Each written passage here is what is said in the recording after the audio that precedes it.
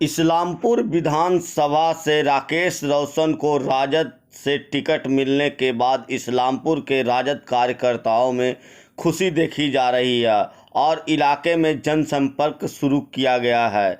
इस मौके पर प्रत्याशी राकेश रोशन ने कहा कि बिहार की वर्तमान सरकार चुनाव आते ही विपक्ष के नेता को फंसाने का काम शुरू कर दिया है, मगर हमारे नेता तेजस्वी ने खुद को अपने ही केस की जांच सीबीआई से कराने की मांग कर उनकी बोलती बंद कर दी है। इस बार के विधानसभा चुनाव में ऐतिहासिक परिणाम आने वाला है, क्योंकि हमारे नेता ने घोषणा किया है कि कैबिनेट की पहली बैठक में ही युवाओं को अस्थायी नौकरी देने पर मुहर लगेगी। इतना ही नहीं, आपको बता दें कि राकेश रोशन के पिता 3 बार राजद से विधायक रह चुके हैं इस्लामपुर में, और आने वाला दिन में भी इन लोगों ने यह प्रयास कर रहे हैं कि हम फिर से विधायक बने। और उन्होंने जो विकास किया वो एक जाति का विकास इस्लामपुर के अंदर किया। जो सर्वांगीण विकास होना चाहिए था इस्लामपुर में, वो सर्वांगीण विकास इस्लामपुर का नहीं हो सका। खासकर इस्लामपुर जो है कृषि आधारित ये इलाका है, और इस इलाका में नहर की जो व्यवस्था होनी चाहिए सिंचाई के लिए, तो 2 नहर इस इलाके से होकर के गुजरती है। एक उदेरा स्थान से नहर निकलती है जो सीधा निश्चलगंज जाती है, जिसको निश्चलगंज कैनाल कहा जाता है। एक दूसरा जो है नहर वो मालीसाड़ से होते हुए जैतीपुर तक जाती है, पैमार सिंचाई योजना है। तो इस नहर का तो कुछ उद्धार हुआ, लेकिन इसका मुंह जो बंद है उदेरा स्थान में, जिसके चलते किसानों को जो पानी मिलना चाहिए नहीं मिल रहा। तो और ये जो दूसरी नहर है जो मालीसाड़ से निकला है पैमार का, वो नहर तो बिल्कुल ही सूख गया है। उस नहर में अब पानी से कोई किसान को फ़ायदा नहीं होता। इसलिए हमारी प्राथमिकता है कि सिंचाई की व्यवस्था पूरे इस्लामपुर के अंदर करें, ये हमारी पहली प्राथमिकता है। निश्चलगंज से जो इस्लामपुर सड़क आती है वो काफ़ी जर्जर स्थिति में है।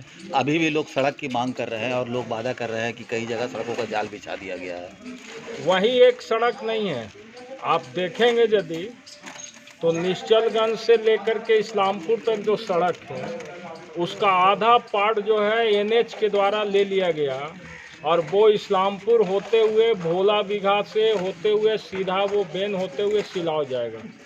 उसमें 4 साल से काम चल रहा है, लेकिन ऐसा स्थिति है कि आज रोड पर आप लोग खुद आए होंगे, गाड़ी चलने की स्थिति नहीं है। आम आदमी पैदल चल ही नहीं सकता तो गाड़ी क्या चलेगा, ये हालत है।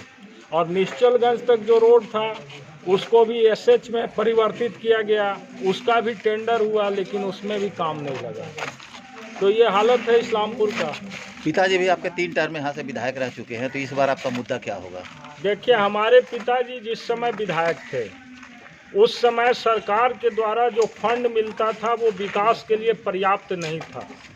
आज केंद्र सरकार के द्वारा जो फंड मिला, चाहे यूपीए की सरकार थी, उसमें ग्रामीण विकास योजना के तहत हमारे आदरणीय डॉक्टर स्वर्गीय रघुवंश बाबू जो ग्रामीण विकास मंत्री थे इस देश का, उन्होंने जो पैसा दिया और उस पैसे का उपयोग जिस रूप में बिहार में हुआ, उसका उपयोग इस्लामपुर में यदि सही तरीके से होता तो इस्लामपुर में एक गांव भी, एक कस्बा भी नहीं छूटता। हमारे पिताजी के समय विधायक फंड मात्र 5 लाख रुपया था। अंत समय में जब लास्ट 1 साल बचा था तो 20 लाख रुपया फंड था। आज एक एमएलए को 3 करोड़ रुपया फंड मिल रहा है। तो विधायक विकास योजना से भी वो छोटे मोटे काम को संपादित कर सकते हैं, लेकिन उसका संपादन उस रूप में नहीं हुआ। हमारे पिताजी जब थे तो उन्होंने सीमित संसाधन में बहुत सारे विकास की रूपरेखा खींची थी, वो भी अभी अधूरा है, उसको पूरा करना हमारा लक्ष्य है। किस तरह का जनता का मिल रहा है सपोर्ट आपको? जनता का समर्थन देखिए, पूरे बिहार के अंदर अभी बदलाव की स्थिति है। 15 वर्ष नीतीश कुमार को बिहार की जनता ने दिया, और नीतीश कुमार को जो सत्ता मिला था वो राष्ट्रीय जनता दल की विफलता के बाद सत्ता बिहार में नीतीश कुमार के हाथ में गया था। लेकिन 15 साल में नीतीश कुमार किसी भी विषय वस्तु पर आप देखिए तो विकास का सबसे बड़ा आयाम है जो समाज में, वो बुनियादी स्ट्रक्चर है विकास के लिए, रोटी कपड़ा और मकान का। तो रोटी, कपड़ा और मकान की जो हालत है, रोटी का हालत ये है कि अभी पूरे बिहार में नीतीश जी कहते हैं न्याय के साथ विकास, लेकिन मात्र 44% लोगों को बिहार के अंदर रोजगार है और 56% लोग आज भी बिहार में बेरोजगार है। इसलिए हमारा पहली प्राथमिकता है हमारे महागठबंधन का, और जो हमारे महागठबंधन के नेता हैं आदरणीय तेजस्वी प्रसाद यादव जी, उन्होंने कहा कि यदि बिहार में जनता सरकार परिवर्तित करेगी और हमको मौका देगा तो हम अपने पहले सरकार की पहली कैबिनेट की बैठक में 10 लाख वैकेंसी निकाल करके पूरे बेरोजगार नौजवानों को रोजगार देने का काम करेंगे। तेजस्वी पर हत्या का आरोप लगाया गया, इस पर क्या कहना है आपका? देखिए, हत्या का जो तेजस्वी जी पर आरोप लगाया गया है उसके लिए खुद तेजस्वी यादव ने कल स्वयं आप ही के माध्यम से, मीडिया के माध्यम से कहा कि सीबीआई से जांच करवा लीजिए, और सीबीआई से जांच हमने खुद मांग किया है। हम बिल्कुल उस एपिसोड से निर्दोष हैं हम लोग। यदि थोड़ा भी हमको कोई शक होता कि हमारा इन्वॉल्वमेंट है तो हम क्यों सीबीआई जांच की मांग करते? हमने खुद, हमारे नेता ने कहा कि सीबीआई जांच करा लो, तो ये तो सरकार की जिम्मेवारी बनती है। तो प्रायोजित रूप से चूंकि चुनाव आ गया, तो जब चुनाव आ गया तो जो व्यक्ति हमारे दल में नहीं है, और आपसे ही मैं पूछना चाहता हूं कि उस व्यक्ति की हत्या से तेजस्वी यादव को क्या राजनीतिक लाभ मिलेगा? तो क्या पर्पस है? क्या तेजस्वी यादव कोई अपराधी है? क्या मान रहे हैं फंसाया गया है? बिल्कुल ही फंसाया गया है उनको। ये राजनीतिक षड्यंत्र के तहत उनको फंसाया गया है।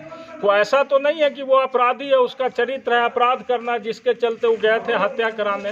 राजनीति के लिए यदि हत्या होता तो उस व्यक्ति के हत्या से कोई राजनीतिक लाभ यदि हमको है तो आप लोग बताइए। कोई राजनीतिक लाभ हमारे गठबंधन और हमारे दल को नहीं है। चुनाव जीतते हैं तो सबसे पहला काम क्या होगा इस्लामपुर के लिए? मैं चुनाव जीतूंगा इस्लामपुर में तो हमारी प्राथमिकता होगी कि जो भी काम अधूरा पड़ा हुआ है, जो हमारे पिताजी का सपना था, सबसे पहले इस्लामपुर का दक्षिणी पूर्वी इलाका, जो आज भी आज़ादी के 70 वर्ष के बाद भी विकास के नाम पर विधवा विलाप कर रहा है, उस इलाके में हम तमाम लोगों के जो समस्याएं हैं उन समस्याओं से जुड़ करके, एक समस्या तो है नहीं कि एक प्राथमिकता हम आपको बता दें, बहुत सारी समस्या है। और हमने आपको कहा कि हमारा जो सबसे बुनियादी चीज़ है रोटी, कपड़ा और मकान का, तो वो समस्या हमारा सबसे प्राथमिकता है हमारी सरकार का। तो हम अभी, हमारे किसी भी प्रतिनिधि को बिहार में मौका मिलेगा और हमारी सरकार बनेगी तो हम रोटी, कपड़ा और मकान जो है उसकी व्यवस्था करने का प्रयास करेंगे।